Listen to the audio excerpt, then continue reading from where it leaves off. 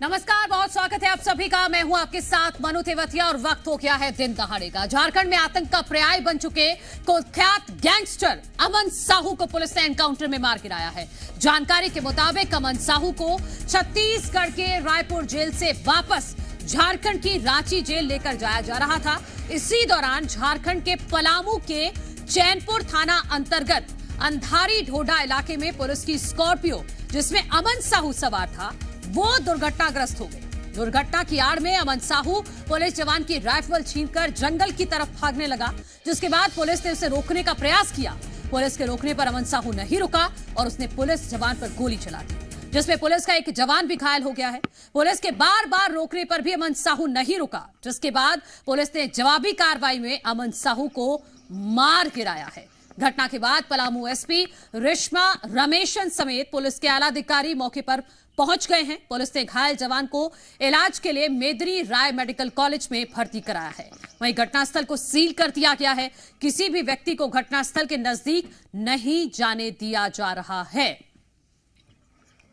और ये दुर्घटना स्थल की तस्वीरें हम आपको दिखा रहे हैं। जी मध्य प्रदेश छत्तीसगढ़ वही तस्वीरें दिखा रहा है। इसी रास्ते से गैंगस्टर अमन साहू को लेकर जा रही थी झारखंड पुलिस। ये पलामू का वही इलाका है जहां पर पुलिस की गाड़ी दुर्घटनाग्रस्त हुई थी, जिस गाड़ी में गैंगस्टर अमन साहू सवार था। जैसे ही गाड़ी पलटती है, तुरंत मौके का फायदा उठाने की कोशिश करता है अमन साहू। पुलिस की राइफल छीनकर, यहां पर आप देखेंगे कि आसपास जंगल है, बीच में सड़क है, इसी जंगल में भागने की कोशिश करता है अमन साहू। पुलिस रोकने का प्रयास करती है, लेकिन जब वो नहीं रुकता तो पुलिस उस पर गोली चला देती है, जिसकी वजह से गैंगस्टर अमन साहू की मौत हो जाती है। एनकाउंटर में अमन साहू को ढेर किया गया है और इस पूरी कार्रवाई के दौरान एक पुलिसकर्मी भी जख्मी हुए हैं, जिनको अस्पताल में भर्ती कराया गया है।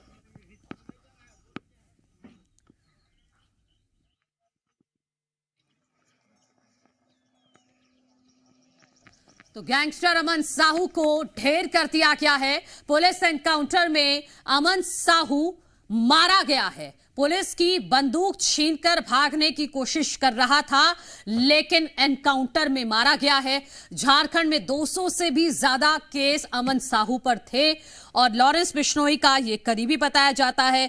इसके साथ साथ रायपुर वासियों के लिए भी ये राहत भरी खबर है, छत्तीसगढ़ वासियों के लिए भी ये राहत भरी खबर है, क्योंकि अमन साहू वो गैंगस्टर है जो धीरे धीरे छत्तीसगढ़ में पैर पसारने की कोशिश कर रहा था।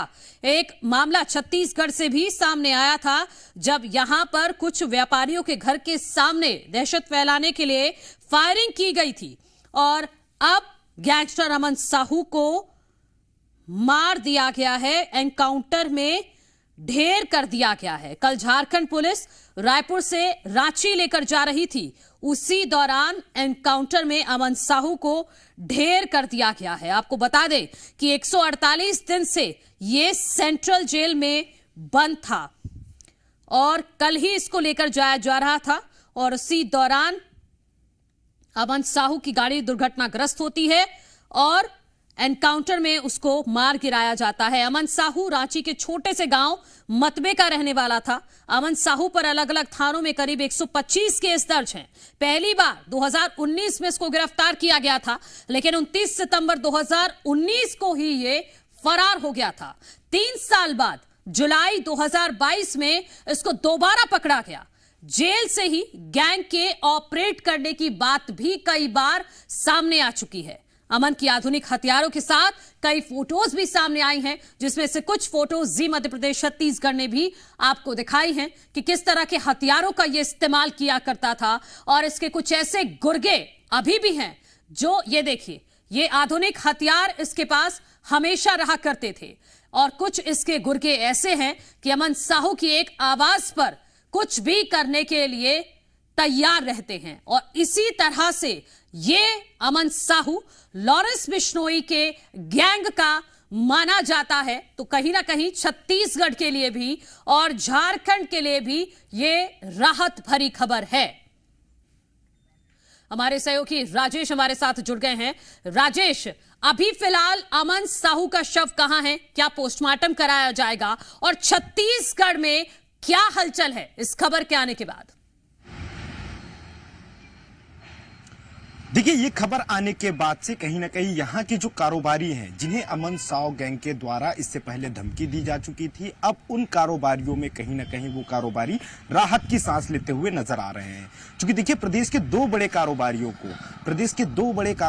को शूट करने की सुपारी दी गई थी और इसके शूटर भी यहाँ छत्तीसगढ़ पहुंचे हुए थे। और शूट करने से पहले पुलिस की इसे सतर्कता कहें या सतर्कता कहें, जिसकी वजह से पुलिस ने 4 शूटरों को पहले दबोच लिया था। दबोचे जाने के बाद जो अमन साहू का बेहद करीबी है, जो कनाडा से सोशल मीडिया हैंडल करता है और उसके माध्यम से मयंक सिंह नाम है उसका, और वो जब पकड़े गए थे ये 4 शूटर, उसके बाद उसके द्वारा धमकी दी गई थी और उसके द्वारा ये कहा गया था कि कारोबारी को शूट जरूर किया जाएगा, भले हम असफल हो गए हैं। और देखिए, उसके कुछ ही महीने बाद, करीब 1 माह बाद 2 से 3 शूटर यहां राजधानी रायपुर पहुंचते हैं और कारोबारी के दफ्तर के बाहर फायरिंग की जाती है, उसके वाहन पे फायरिंग की जाती है और उसके बाद फरार हो जाते हैं। तो देखिए, इसके बाद छत्तीसगढ़ पुलिस ने अमन साव को चूंकि प्रोडक्शन वारंट पे यहां छत्तीसगढ़ लेके आई थी और करीब 150 दिन, लगभग 150 दिन अमन साव छत्तीसगढ़ की राजधानी रायपुर के सेंट्रल जेल में बंद थे। और देखिए, अलग अलग तरह से इससे पूछताछ भी हुई थी और इस पूरे मामले में जो रायपुर में जो फायरिंग का जो मामला हुआ था, उस मामले के साथ साथ जो वसूली का एक और मामला पंजीबद्ध हुआ था, ये दोनों ही मामले में अमन साव समेत करीब 1 दर्जन अमन साव के गुर्गों को रायपुर पुलिस ने अरेस्ट किया था। देखिए, गिरफ्तारी के बाद कहीं ना कहीं जरूर कारोबारी राहत की सांस लेते थे, लेकिन डर और भय बना ही हुआ था। लेकिन जैसे ही ये आज खबर निकल के आई कि कुख्यात गैंगस्टर अमन साहू को एनकाउंटर में ढेर कर दिया गया है, उसके बाद अब जिन जिन कारोबारियों को धमकी दी जा रही थी, उन कारोबारियों में कहीं ना कहीं राहत की सांस लेते हुए वो कारोबारी नजर आ रहे हैं। लेकिन देखिए, जिस तरह से छत्तीसगढ़ में अमन साहू गैंग की एंट्री हुई थी, उसके बाद ये माना जा रहा था लगातार उसके गुर्गे इस इलाके में, खासकर छत्तीसगढ़ में सक्रिय होंगे और जो कारोबारी हैं उनको कहीं ना कहीं टारगेट करने की कोशिश अमन साहू के गैंग और उसके गुर्गों के द्वारा की जा सकती है। हालांकि राहत की खबर यह है कि अमन साहू को आज ढेर कर दिया गया। और देखिए, जिस जगह पे, देखिए, रायपुर से कल 8 बजे, रायपुर से रात 8 बजे सेंट्रल जेल से झारखंड की जो स्पेशल टास्क फोर्स जो पहुंची हुई थी रायपुर, वो यहां से लेकर के रवाना हुई। और देखिए, जिस जगह में, जहां का जो नाम आ रहा है, वहां की दूरी, जिस जगह में एनकाउंटर हुआ है, वहां की दूरी रायपुर से करीब 720 से 30 किलोमीटर के आसपास है। यानी यहां से, रायपुर से जब कल देर रात अमन साव को झारखंड की पुलिस जब लेके रवाना हुई और वहां जो घटना स्थल है, जिस जगह पे ये मुठभेड़ हुआ और एनकाउंटर हुआ है, वहां की दूरी करीब 720 किलोमीटर बताई जा रही है, जहां ये पूरी तरह से एनकाउंटर हुआ है। लेकिन ठीक है राजेश, मैं लौटती हूं आपके पास। हमारे साथ झारखंड की राजधानी रांची से कुमार चंदन भी जुड़ गए हैं। कुमार चंदन, राजनीतिक तौर पर क्या हलचल है इस एनकाउंटर के बाद, ये भी बताइएगा। और साथ ही साथ, अभी गैंगस्टर अमन साहू का शव कहां पर है? क्या पोस्टमार्टम कराया जाएगा पहले?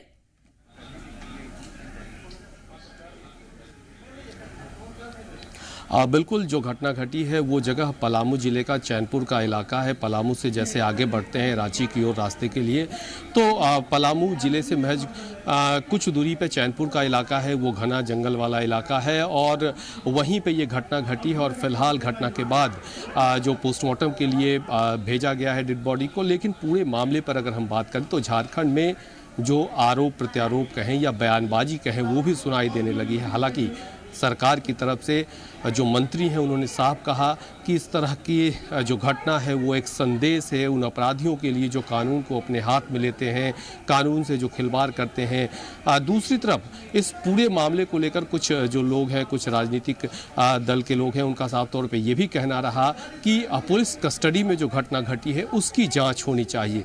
लेकिन कुल मिलाकर इस घटना के बाद से प्रतिक्रिया मिली जुली है। लोग इसे एक अच्छा कदम मान रहे हैं। जिस तरह से अमन साहू गैंग का अपराध की दुनिया में साम्राज्य था, या जिस तरह से आपराधिक घटनाओं को अंजाम दिया जाता था, जिस तरह से एक्सटॉर्शन का काम किया जाता था, या फिर उससे जुड़े लोग, इसके जो इंटरनेशनल कनेक्शन थे, अन्य व्यापारियों के लिए भी, झारखंड के व्यापारी भी और छत्तीसगढ़ के व्यापारी भी राहत की सांस ले रहे हैं। आप दोनों का बहुत बहुत शुक्रिया इस तमाम जानकारी के लिए।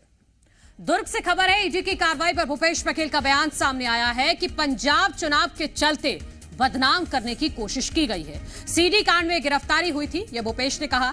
कोर्ट ने आरोपी को बाइज्जत बरी कर दिया। ईडी की जो प्रक्रिया होगी उसका पालन किया जाएगा।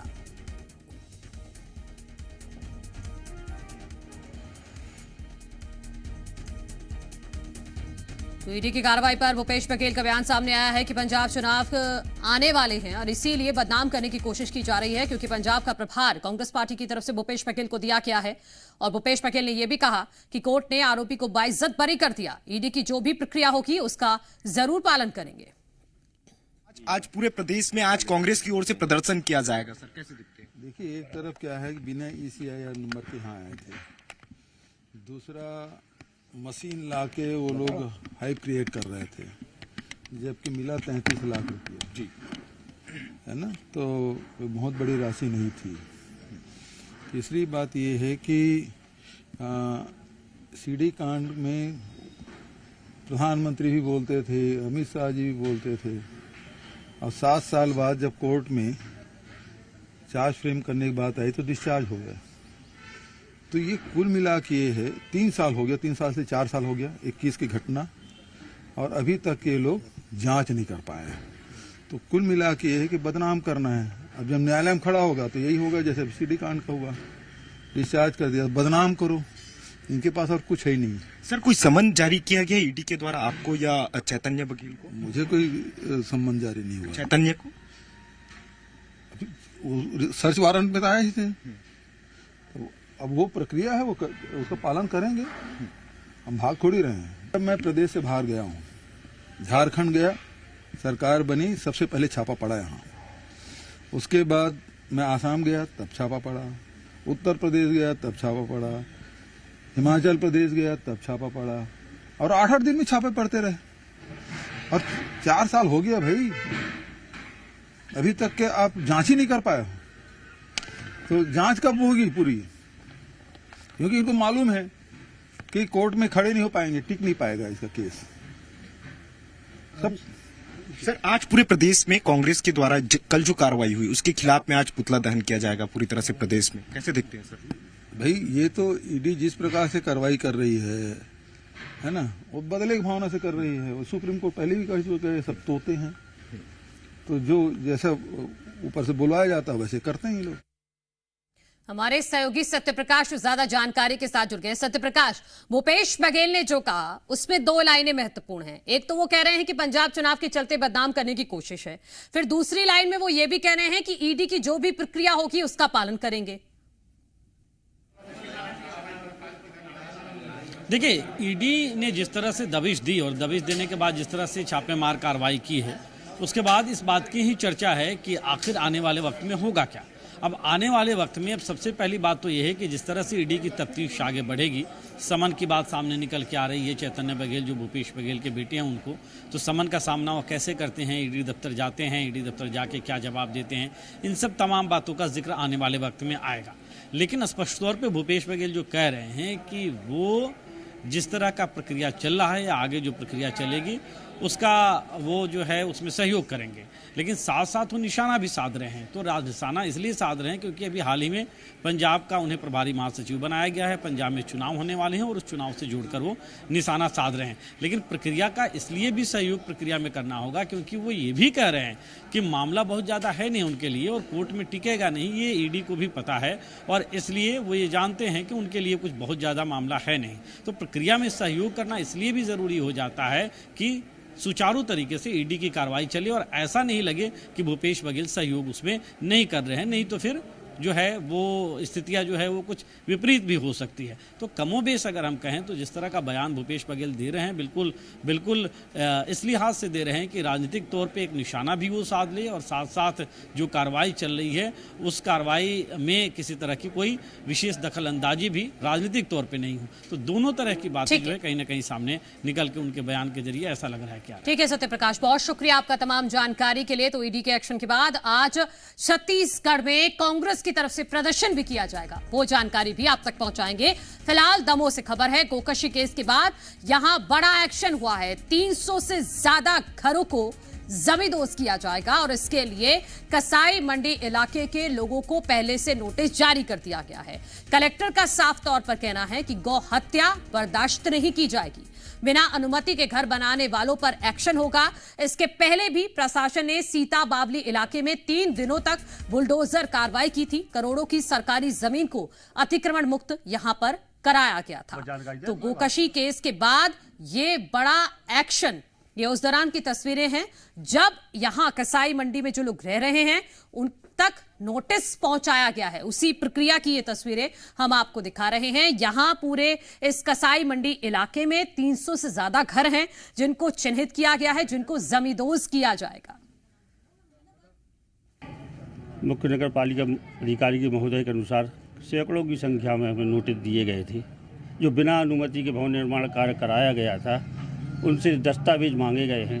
अगर उनके द्वारा दस्तावेज पेश करने हेतु उनको नोटिस चस्पा किए गए हैं। सीएमओ दमोह नगर पालिका मुख्य नगर पालिका अधिकारी सीएमओ द्वारा कसाई मंडी में लगभग 100 की संख्या में हम लोगों को नोटिस जारी किए गए थे, जो कि हम लोगों ने 20 से 25 तामील किए गए हैं। उनकी अपने नोटिस में लिखा गया है कि आप अपने दस्तावेज और अवैध होने के अगर उनके पास कोई दस्तावेज नहीं हुए तो अवैध उनका अतिक्रमण हटेगा। तो अब हम लोग तामील करके आए हैं नोटिस। 3 दिन लगातार हमने अभियान चलाया है और उससे करोड़ों की ज़मीन जो है वो मुक्त हुई है और वहाँ से मलबा भी तत्काल हटाया जा रहा है और उस ज़मीन को सुरक्षित करने के भी मैंने निर्देश दिए हैं कि वहाँ पर फेंसिंग करवा दी जाए। नगर पालिका उसका एक प्रस्ताव दे रही है और हम पूरी फेंसिंग करवाएंगे ताकि वो जगह फिर से उस तरह से ना हो। और रैंप जो बने हुए थे वो भी तोड़वा दिए गए हैं ताकि, और वहाँ पर अब लगातार जो है सर्चिंग की कार्रवाई, क्योंकि वो सुनसान एरिया है तो वहाँ पर रात के समय में वन विभाग और पुलिस विभाग मिल करके जो है कंटिन्यूअस गश्त करेंगे। खबर नरसिंहपुर से है, जहां 5 साल की बच्ची से दुष्कर्म की खबर है। 16 साल के लड़के पर रेप का आरोप लगा है। पड़ोस में यह आरोपी रहता है। पीड़ित परिवार ने पुलिस से शिकायत की है। आरोपी के परिवार ने एफआईआर नहीं करने का दबाव बनाया है। लोगों ने जमकर हंगामा किया और आरोपी की गिरफ्तारी की मांग की है। आरोपी के परिजन को पुलिस ने गिरफ्तार कर लिया है। तो ये बड़ी खबर नरसिंहपुर से आपको बता रहे हैं। यहां एक मासूम बच्ची के साथ 16 साल के लड़के ने रेप किया है, ऐसा आरोप है। पड़ोस में ही ये लड़का रहता है। पीड़ित परिवार ने पुलिस से शिकायत कर दी है, जिसके बाद अब पुलिस ने पीड़ित परिवार को, माफ कीजिए, जो आरोपी परिवार है उसको गिरफ्तार किया है। आरोपी के जो परिजन हैं उनको पकड़ा है, क्योंकि ये जो आरोपी है ये नाबालिग है, 16 साल इसकी उम्र है। वहीं ये भी कहा जा रहा है कि जो आरोपी परिवार है वो पीड़ित परिवार पर दबाव बना रहा है कि इस मामले में एफआईआर ना दर्ज करवाई जाए, जिसकी वजह से काफी हंगामा भी यहां देखने को मिला है लोगों की तरफ से। ये हंगामे की तस्वीरें हम आपको दिखा रहे हैं। गिरफ्तारी की मांग की जा रही है। वो एक 16 साल का लड़का है जो उनके घर के सामने ही पड़ोस में रहता है। तो पहले से जो माताजी उसको उस पर शक नहीं था, ऐसा कभी पहले आया नहीं था कंप्लेन। ये पहली बार हुआ है और वो भी काफी शौक है कि ऐसा हो गया है। तो उसी पे हमने तत्काल मुकदमा किया और जो बालक है जिसने ये किया है उसको हमने अरेस्ट भी किया। और अभी उनके घर वाले आए थे जो पीड़िता के हैं, वो कह रहे थे कि जो बालक के बाकी जो भाई और उनके फादर है वो भी धमकी दे रहे थे, तो अभी हमने उनको भी अरेस्ट कर लिया है। उधर दंतेवाड़ा में नाबालिग से छेड़खानी का मामला। पौन दिखाकर व्यापारी ने छेड़खानी की। पीड़िता ने परिजनों को घटना की जानकारी दी। घटना से नगरवासियों में गुस्सा है। लोगों ने नेशनल हाईवे को जाम कर दिया है और आरोपी की गिरफ्तारी की मांग कर रहे हैं। घटना के बाद से ही ये आरोपी फरार चल रहा है। तो दंतेवाड़ा से खबर है, जहां पर एक नाबालिग से छेड़खानी की गई है। एक व्यापारी पर इसका आरोप लगा है। पौन दिखाकर इस नाबालिग के साथ छेड़छाड़ की गई। जब पीड़िता ने अपने घर में बताया, आसपास के लोगों को पता चला, तो उन्होंने सड़कों पर उतरकर प्रदर्शन किया है। नेशनल हाईवे पर जाम लगा दिया है और उनकी तरफ से लगातार आरोपी की गिरफ्तारी की मांग की जा रही है।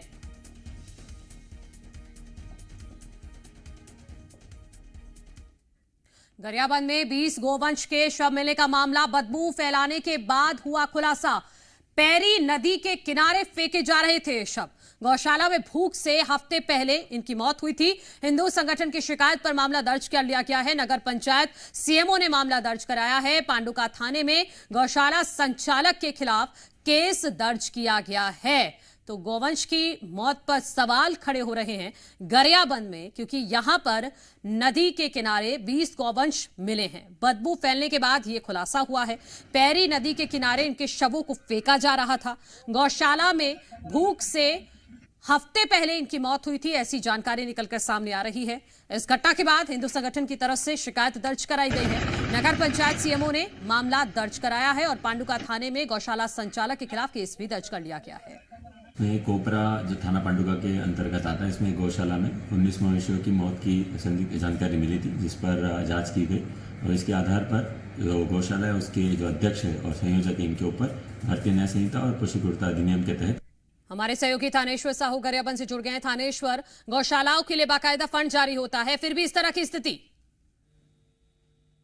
बिल्कुल फंड तो जारी होता है, लेकिन अभी जिस तरीके से हमने जो जानकारी लिया उसमें ये साफ तौर पे ये बात सामने आई है खुल के, ये जो गौशाला है इसे एनजीओ के माध्यम से चलाया जा रहा था और इस गौशाला को फंड नहीं मिलता था। लेकिन सबसे बड़ी दिक्कत वाली बात यह है कि आखिर ये गौशाला में जो है लगभग 200 से 250 के बीच जो है गौ माताओं को रखा गया था, जिसके 15 दिन से जो है इनको खाना और पानी की काफी दिक्कतों का सामना करना पड़ा था, जिसकी वजह से जो है इनकी मौत हुई है। और ये जो गौशाला है वो पैरी नदी के तट पे है।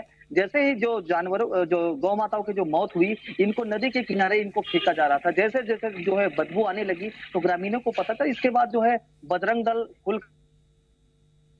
ठीक है थानेश्वर साहू, बहुत शुक्रिया आपका तमाम जानकारी के लिए। तो पैरी नदी के किनारे 20 गोवंश के शव मिले थे, जिसके बाद अब हिंदू संगठनों की तरफ से पुलिस में शिकायत की गई है। देखना होगा क्या कार्रवाई होती है। इसी के साथ इस बुलेटिन में इतना ही। खबरों का सिलसिला जी मध्य प्रदेश छत्तीसगढ़ पर जारी है।